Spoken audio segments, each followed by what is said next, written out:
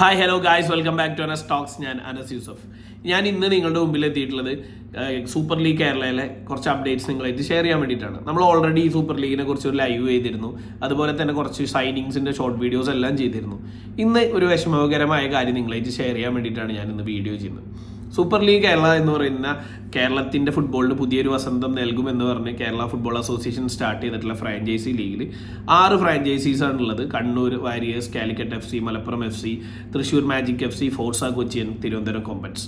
ഇങ്ങനെ 6 ടീമുകളുണ്ട്. അതിൽ 14 കേരള പ്ലേയേഴ്സിനും ഒരു ടീമിൽ അവസരമുണ്ട്, ഒരു സ്ക്വാഡിൽ 5 അതർ സ്റ്റേറ്റ് പ്ലേയേഴ്സിനും 6 ഫോറിനേഴ്സിനുമാണ് അവസരം. അങ്ങനെ ഒരു ടീമിൽ 25 അംഗ സ്ക്വാഡാണുള്ളത്.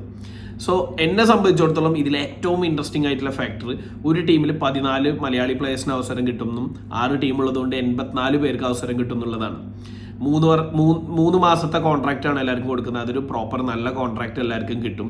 അതുപോലെ തന്നെ ഹോട്ട്സ്റ്റാർ പോലത്തെ ഒരു നാഷണൽ മീഡിയയിൽ ഇവരുടെ പെർഫോമൻസ് ഷോക്കേസ് ചെയ്യാനുള്ള ഒരു അവസരം കൂടി ഇവർക്ക് കിട്ടണം. അപ്പോൾ നല്ലൊരു പ്ലാറ്റ്ഫോമാണ്. ഈ ഒരു മോട്ടിവേഷനിൽ ഇനി വളർന്നു വരുന്ന പ്ലേയേഴ്സിനും കളിക്കാനുള്ള ഒരു മോട്ടിവേഷനായി മാറാൻ പറ്റുന്ന ഒരു ലീഗാണ് സൂപ്പർ ലീഗ് കേരള എന്നാണ് നമ്മൾ എക്സ്പെക്ട് ചെയ്തുകൊണ്ടിരിക്കുന്നത്. സ്വാഭാവികമായിട്ടും 14 പ്ലേയേഴ്സിനെ സെലക്ട് ചെയ്യുമ്പോൾ കേരളത്തിലെ ബെസ്റ്റ് പ്ലേയേഴ്സിനെ തന്നെയാണ് ഓരോ ടീമുകളും അവരുടെ ടീമിൽ എത്തിക്കാൻ വേണ്ടിയിട്ട് ശ്രമിക്കുക. അതിൻ്റെ ഭാഗമായിട്ട് കേരളത്തിലുള്ള ഒരുപാട് ഡിപ്പാർട്ട്മെൻറ്റ് പ്ലേയേഴ്സിനെ പല ടീമുകളും സൈൻ ചെയ്തിട്ടുണ്ട്, പല കോൺട്രാക്റ്റും കൊടുത്തിട്ടുണ്ട്. സോ അതിൻ്റെ ഭാഗമായിട്ട് ഇവർക്ക് എല്ലാവർക്കും കളിക്കണമെങ്കിൽ അവരുടെ ഡിപ്പാർട്ട്മെൻറ്റിൽ നിന്നും ഗവൺമെൻറ്റിൻ്റെയും അപ്രൂവൽ വേണം. 1-2 ഡിപ്പാർട്ട്മെൻറ്റ് അത് പ്രോപ്പറായിട്ട് ചെയ്യുകയും അവരുടെ പ്ലേയേഴ്സിനെ റിലീസ് ചെയ്ത് കൊടുക്കുകയും ചെയ്തു. ബട്ട് അതർ സൈഡിൽ കേരള പോലീസിലെ പ്ലേയേഴ്സ്, കേരള പോലീസ് എന്ന് പറയുമ്പോൾ ഈ പ്രസൻ്റ്ലി കേരളത്തിലുള്ള one of the best team എന്ന് തന്നെ പറയേണ്ടി വരും കേരള പോലീസിനെ. കഴിഞ്ഞ കേരള പ്രീമിയർ ലീഗിൽ അതുപോലത്തെ പെർഫോമൻസ് ആണ് അവരുടെ ഭാഗത്ത് നിന്നുണ്ടായിരുന്നത്. ഒരു മാച്ച് പോലും തോൽക്കാതെ സെമി ഫൈനൽസ് വരെ എത്തിയ ഒരു ടീമാണ് കേരള പോലീസ്. സോ ആ ടീമിലെ പ്ലേയേഴ്സിന് വേണ്ടി എല്ലാ ഫ്രാഞ്ചൈസീസും ശ്രമിക്കുന്നുണ്ട്, കോൺട്രാക്റ്റും കൊടുത്തിട്ടുണ്ട്. പക്ഷെ ആർക്കും ഇന്നേ വരെ ക്യാമ്പിൽ ജോയിൻ ചെയ്യാൻ സാധിച്ചിട്ടില്ല. ലിസ്റ്റിൽ ഒരു ടീമിനെ പോലും ഡിപ്പാർട്ട്മെൻറ്റ് റിലീസ് ചെയ്തിട്ടില്ല എന്ന് പറയുന്ന ഒരു സങ്കടകരമായിട്ടുള്ള ഒരു കാര്യമാണ്.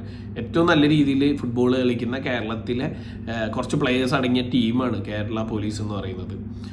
പല ടീമുകളും ഒന്നിൽ കൂടുതൽ പ്ലേയേഴ്സിനെ ആ ടീമിൽ നിന്ന് സൈൻ ചെയ്തിട്ടുണ്ട്. അവർക്ക് അവരുടെ ടീമിൻ്റെ ഘടനയിൽ തന്നെ മാറ്റം വരുന്ന രീതിയിലാണ് ഈ ഒരു തീരുമാനം വന്നിട്ടുള്ളത്.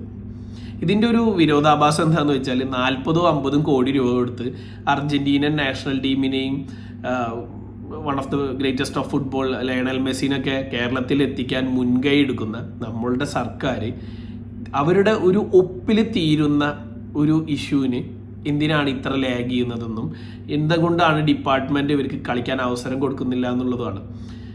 അത് ഭയങ്കര ഫ്രസ്ട്രേറ്റിംഗ് ആയിട്ടുള്ള ഒരു കാര്യമാണ്. ഇനി ഇവർ കേരള പോലീസിൻ്റെ പ്ലേയേഴ്സ് പാവപ്പെട്ട മലയാളികളാണ്, അതാണോ പ്രോബ്ലം എന്നുള്ളത് അറിയില്ല. ഇനി കേരള പോലീസിലൊക്കെ പ്ലേയേഴ്സ് അർജൻറ്റീനയിൽ ജനിച്ചാൽ മാത്രമേ അവരെ സൂപ്പർ ലീഗിനുള്ള അനുമതി ഡിപ്പാർട്ട്മെൻറ്റിൻ്റെയും ഗവൺമെൻറ്റിൻ്റെ സ്ഥലത്ത് കിട്ടുമെന്നുള്ളെങ്കിൽ അവർക്ക് ഇനി പോയി ജനിച്ച് വരാൻ കഴിയില്ല.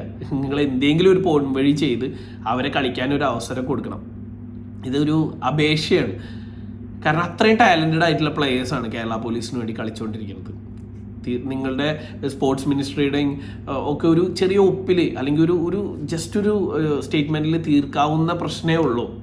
അതിനുവേണ്ടി ഈ പ്ലേയേഴ്സിൻ്റെ ഓപ്പർച്യൂണിറ്റി ഡിനൈ ചെയ്യരുത്. It's A request. ശരിയാണ്, ഇവർ അർജൻറ്റീനയിലൊന്നും കളിച്ചിട്ടില്ല, അവർ ലോകകപ്പ് കളിക്കുന്ന പ്ലേയേഴ്സ് ഒന്നല്ല, ഒരു സാധാ മലയാളികളാണ്. നിങ്ങൾ വിചാരിച്ചാൽ ഹെൽപ്പ് ചെയ്യാൻ പറ്റുന്ന ആൾക്കാരാണ്. ബാക്കിയുള്ള ഡിപ്പാർട്ട്മെൻറ്റ് ടീമുകളെല്ലാം അവരുടെ പ്ലേയേഴ്സിനെ റിലീസ് ചെയ്ത് കൊടുത്തിട്ടുണ്ട്, അവരെല്ലാവരും ക്യാമ്പിലുണ്ട്.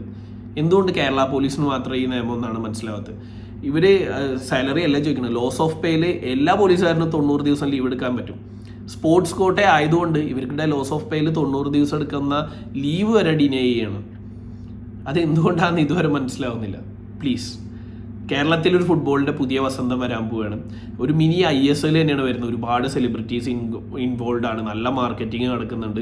അങ്ങനത്തെ നല്ല രീതിയിൽ എല്ലാവരും ആ ലീഗിന് വേണ്ടി ഒരുങ്ങിക്കൊണ്ടിരിക്കുന്ന സമയത്ത് ഗവൺമെൻറ്റിൻ്റെ ഭാഗത്തുനിന്നും ഡിപ്പാർട്ട്മെൻറ്റിൻ്റെ ഭാഗത്തുനിന്നും ഇങ്ങനെ ഒരു സമീപനം ഒരിക്കലും കേരളത്തിൻ്റെ ഫുട്ബോളിനോ സ്പോർട്സിനോ നല്ല രീതിയിൽ കൊണ്ടുപോകുന്ന ഒരു തീരുമാനമല്ല.